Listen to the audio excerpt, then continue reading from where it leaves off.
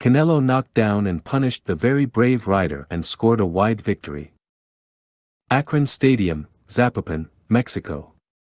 World Championship for the undisputed super middleweight crown. At stake the WBA, WBC, IBF and WBO belts held by Alvarez.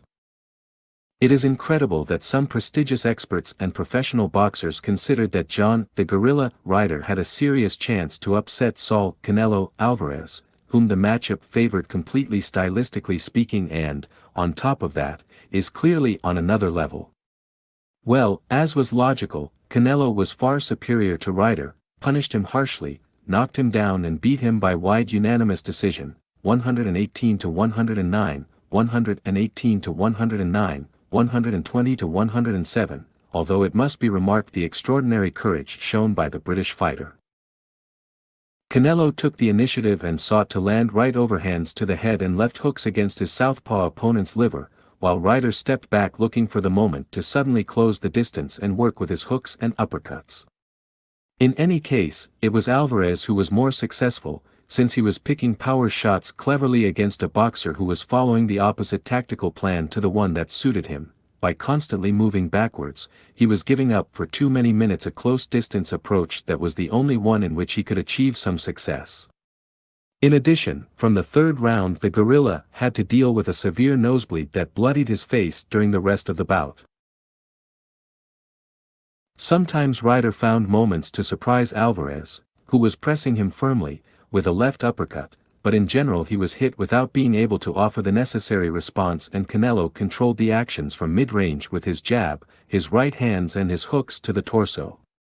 Beyond the impression that Canelo was winning easily, the fact is that Ryder was in serious risk of being decisively worn down and he had no tactical resource to be consistently at his opponent's level. Thus, it was not surprising that in the fifth round Canelo knocked him down with a straight right hand. Perhaps it would have been best to stop the fight and spare Ryder unnecessary blows, but the fight continued and the Brit did everything he could to respond with right hooks, left uppercuts, jabs and straight lefts, although he continued to be pummeled by power shots. Nevertheless, the very brave Ryder showed the difference between a warrior and a spoiled Instagrammer like Ryan Garcia by refusing to quit despite taking a terrible beating and being wobbled in the ninth round, and in several moments of the last stage he connected good hands and launched determined offensives despite the fact that his defeat was inevitable, managing to reach the last bell.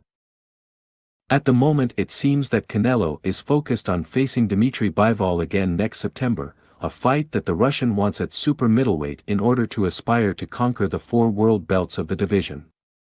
Still, Canelo, who is afraid of being beaten again and does not want to lose his titles, refuses to fight Bivol at super middleweight, asking for the fight to be at light heavyweight, a division in which if he loses he would keep his belts. The funniest thing of all is that Canelo is using as a pretext that, according to him, if he doesn't face the bout at light heavyweight, people would criticize him, as if Alvarez hadn't made endless questionable decisions without caring about the fans in the slightest. Thanks for watching. More info, news and videos at our website.